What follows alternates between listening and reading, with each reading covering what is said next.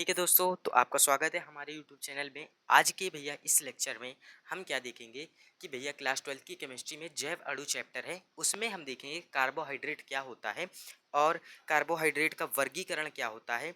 ठीक है, मोनोसेकेराइड, डाईसेकेराइड और पॉलीसेकेराइड में क्या अंतर है, क्या होता है, सब कुछ देखेंगे इस वीडियो में। बस अंत तक बने रहिएगा।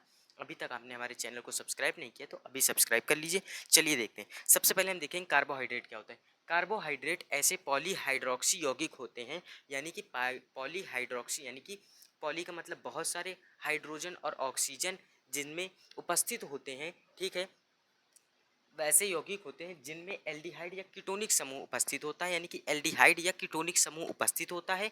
ठीक है, ये कार्बन, हाइड्रोजन तथा ऑक्सीजन परमाणुओं से मिलकर बने होते हैं, यानी कि इनमें कार्बन, हाइड्रोजन, ऑक्सीजन तीनों परमाणु होते हैं, वो क्या कार्बोहाइड्रेट कहलाते हैं। ठीक है, तीनों से मिल करके जो परमाणु बनता है उसे हम क्या भैया कार्बोहाइड्रेट कहते हैं। कार्बोहाइड्रेट व्यापक रूप से हमारी प्रकृति में उपलब्ध है, यानी कि मौजूद है, पाया जाता है। किसमें? पौधों और जंतुओं में पाया जाता है। तो सबसे पहले आप ये समझिए कि कार्बोहाइड्रेट होता क्या है, जिसको कि हम बोलते हैं भैया C6H12O6। ठीक है, ये ग्लूकोज होता है, ग्लूकोज होता है। ये भी एक तरह का भैया कार्बोहाइड्रेट है। क्यों कार्बोहाइड्रेट है? क्योंकि इसमें कार्बन यानी सी से कार्बन भी है, एच हाइड्रोजन भी है, ओ ऑक्सीजन भी है, तो ये क्या कहलाएगा? ये कार्बोहाइड्रेट कहलाएगा। ठीक है, अब जैसे कि इसके अगर हम आपको उदाहरण बताएं कि जैसे कि इसके उदाहरण यानी कि कार्बोहाइड्रेट क्या क्या हैं, तो जैसे कि इसमें आप लिख सकते हैं ग्लूकोज। ठीक है, ग्लूकोज। ठीक है, फ्रैक्टोज लिख सकते हैं, फ्रैक एक मिनट, एक मिनट, फ्रैक्टोज, फ्रैक्टोज। ठीक है, और इसके बाद आप लिख सकते हैं ग्लूकोज, फ्रैक्टोज, स्यूक्रोज, स्यूक्रोज, सेलुलोज। ये सभी आपके क्या कार्बोहाइड्रेट कहलाएंगे, क्योंकि इनमें कार्बन और हाइड्रोजन और ऑक्सीजन तीनों परमाणु स्थित होते हैं, यानी कि उपस्थित होते हैं, तो इसलिए ये क्या कहलाएगा भैया? कार्बोहाइड्रेट कहलाएगा। इतना क्लियर है? अब आगे देखिए, आगे क्या भैया है कि भैया भौतिक गुणों के आधार पर कार्बोहाइड्रेट का वर्गीकरण, यानी कि भौतिक गुणों के आधार पर कार्बोहाइड्रेट का वर्गीकरण या भैया इसके प्रकार। तो कार्बोहाइड्रेट के ये जो भौतिक गुण के आधार पर सिर्फ दो ही प्रकार के होते हैं। ये सबसे पहला शर्करा, दूसरा अशर्करा, जिसको कि हम बोलते हैं शुगर, और जिसको हम नॉन शुगर भी बोलते हैं। ये सिर्फ दो ही प्रकार के होते हैं। ठीक है, अब इसके आगे देखेंगे।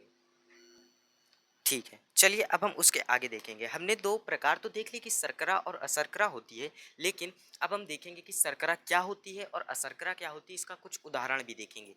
तो सबसे पहले आप देखिए शर्करा। शर्करा ये स्वाद में मीठी होती है, पहली बात। शर्करा बोले तो इसको इंग्लिश में शुगर बोलते हैं। शुगर, शुगर तो भैया मीठा ही होता है, यानी कि ये स्वाद में मीठी होती है, ये जल में विलय होती है। शुगर क्या भैया? चीनी जल में विलय होती है, जल में आसानी से मिक्स हो जाती है। ठीक, तीसरी चीज़ ये क्रिस्टलीय ठोस होती है, मतलब आप चीनी देखते होंगे क्रिस्टलीय ठोस होती है। ठीक है, मतलब कि ऐसा पाउडर होता है, जब आप उसको हाथ से मतलब कि मसलते हैं तो खुरदरापन महसूस होता है, तो ये क्रिस्टलीय ठोस होता है। ठीक है, मतलब कि थोड़ा सा चीनी ऐसे देखने में लगता है कि आर पार दिख रहा है, मतलब थोड़ा सा ट्रांसपेरेंट टाइप होता है, क्रिस्टलीय ठोस होता है। ठीक है, अब जैसे कि इसके उदाहरण हम देखेंगे। सबसे पहला है ग्लूकोज है। ठीक है, सबसे पहले इसका उदाहरण है क्या? ग्लूकोज, फ्रैक्टोज, फिर क्या है? स्यूक्रोज है। ये तीन उदाहरण इसके आप लिख लीजिएगा। ठीक है, हालांकि ये पेपर में कभी कभी पूछ लेता है एक आध नंबर में। ठीक है, कि भैया आपको चार ऑप्शन दे देगा, इनमें से पूछ लेगा कि इसमें से भैया शर्करा क्या है, मतलब कि शर्करा कौन सी है। ठीक है, या इनमें से अशर्कराएं कौन सी हैं, ऐसे भी करके आपसे पूछ सकता है पेपर में। अब जैसे कि अब हम देखेंगे अशर्करा। अशर्करा नॉन शुगर्स, यानी कि सेम भैया इसी का उल्टा हो जाएगा। वो मीठी होती थी तो ये स्वादहीन हो जाएगी। ठीक है, वो जल में विलेय होती थी तो ये अविलेय हो जाएगी। वो क्रिस्टलीय ठोस होती थी तो ये भैया अक्रिस्टलीय ठोस होगी। ठीक है, ये अक्रिस्टलीय ठोस होगी, वो क्रिस्टलीय ठोस था, ये अक्रिस्टलीय ठोस होगा। ठीक है, इसमें क्या उदाहरण होगा भैया? एक सबसे पहला एक उदाहरण हो जाएगा आपका स्टार्च हो जाएगा, दूसरा क्या आपका भैया सेलुलोज, तीसरा ग्लाइकोजन हो जाएगा। ठीक है, इसमें तीन उदाहरण इसके भी हो जाएंगे। ठीक है, तो ये भैया दो टॉपिक है भैया, इसका उदाहरण स्टार्च, सेलुलोज, ग्लाइकोजन, ये तीन उदाहरण इसके हो जाएंगे। ठीक है, इतना आप स्क्रीनशॉट करिए, इसके आगे अब हम देखेंगे। चलिए ठीक है, अब हम देखेंगे कि भैया कि रासायनिक संरचना एवं जल अपघटन के आधार पर जो कार्बोहाइड्रेट का भैया वर्गीकरण यानी कि जिन भागों में बांटा गया है, इसको 3 भागों में बांटा गया है सॉरी। सबसे पहला मोनोसेकेराइड, दूसरा आपका डाइसेकेराइड, तीसरा पॉलीसेकेराइड। ठीक है, 3 भागों में बांटा गया है इसको।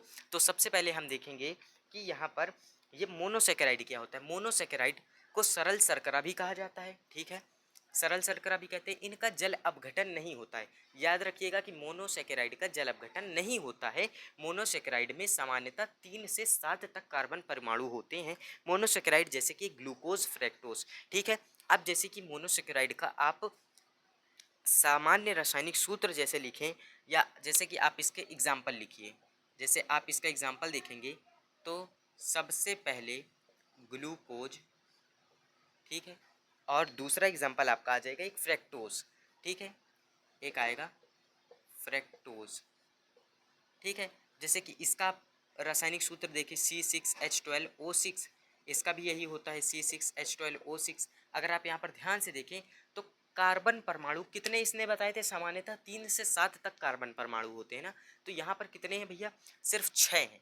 6 हैं, 3 से 7 के बीच में है, तो मतलब कि ये मोनोसेकेराइड कहलाएगा। ठीक, ये बात हुई एक। और अब जैसे कि अगर हम बोले डाइसेकेराइड, तो देखिए डाइसेकेराइड वे शर्कराएं होती हैं जिनका जल अपघटन करने के बाद हमें 2 अणु किसके प्राप्त होते हैं भैया, मोनोसेकेराइड के। समझिए, डाइसेकेराइड वे शर्कराएं होती हैं कि भैया जिनको हम जल अपघटन कराते हैं तो क्या 2 अणु मिलते हैं मोनोसेकेराइड के। आप ऐसे समझिए कि भैया ये मोनोसेकेराइड है, मोनोसेकेराइड मोनोसेकेराइड मिलके डाइसेकेराइड बना है, यानी कि इसके 2 अणु बराबर डाइसेकेराइड। भैया एक एक चीज़ अगर वो 2 बार हो जाए तो उसको हम 2 लिख सकते हैं, 2 को हम डाई लिख सकते हैं। अगर वही हम डाई को अगर हम जैसे एक एक में तोड़े तो भैया हम यही तो लिखेंगे कि भैया डाइसेकेराइड क्या जब वो टूटेगा तो वो 2 अणु निकालेगा किसके, मोनोसेकेराइड, यानी कि एक एक के। ठीक है, बस वही एक सिंपल सी बात है। ठीक, जैसे कि समझिए डाइसेकेराइड वे शर्कराएं होती जिनका भैया जल अपघटन करने पर हमें 2 अणु मोनोसेकेराइड के प्राप्त होते हैं। जैसे कि आप इसमें एग्जाम्पल ले सकते हैं। सबसे पहला एग्जाम्पल आप लीजिए स्यूक्रोज।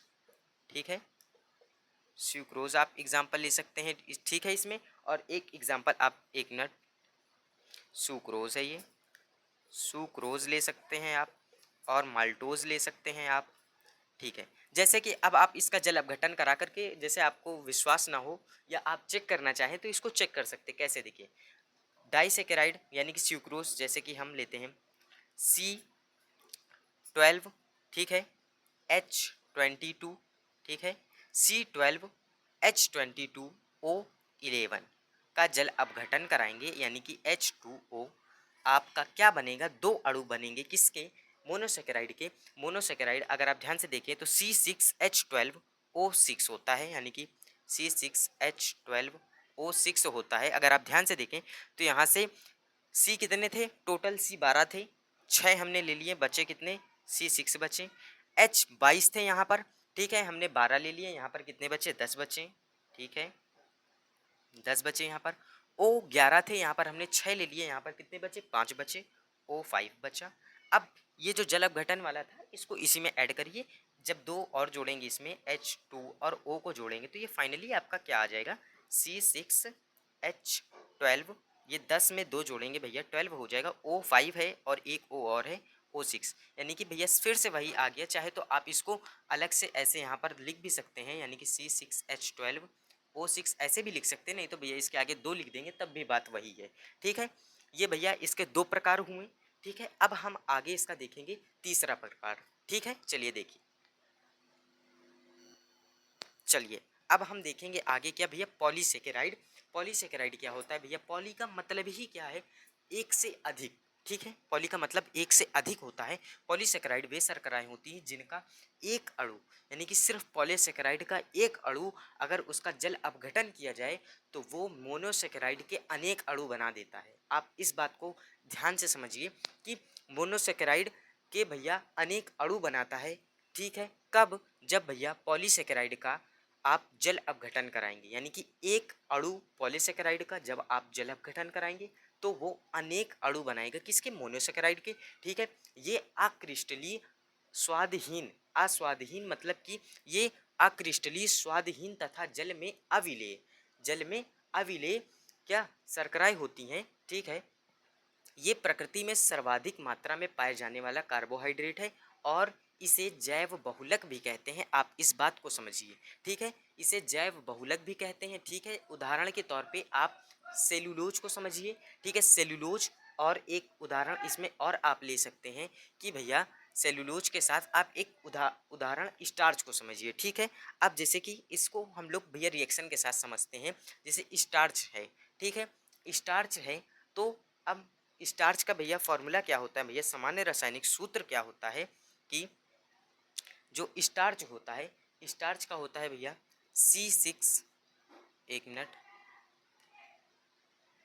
एक मिनट, इसका देखिए जैसे स्टार्च का क्या भैया C6H10, देखिए C6H, एक मिनट, यहाँ पर लिखिए C6H10O5, यहाँ पर N होता है, ठीक है, प्लस NH2O जब आप कराएंगे तो भैया क्या बनेगा C6, क्या बोल रहा है, देखिए बोल रहा है मोनोसेकेराइड। मोनोसेकेराइड क्या होता है C6H12O6, C6 है, हमने लिख दिया यहाँ पर C6, H12 चाहिए, 10 ये हैं, 2 ये हैं, कितने हो गए भैया H12 हो गए, H12 हो गए।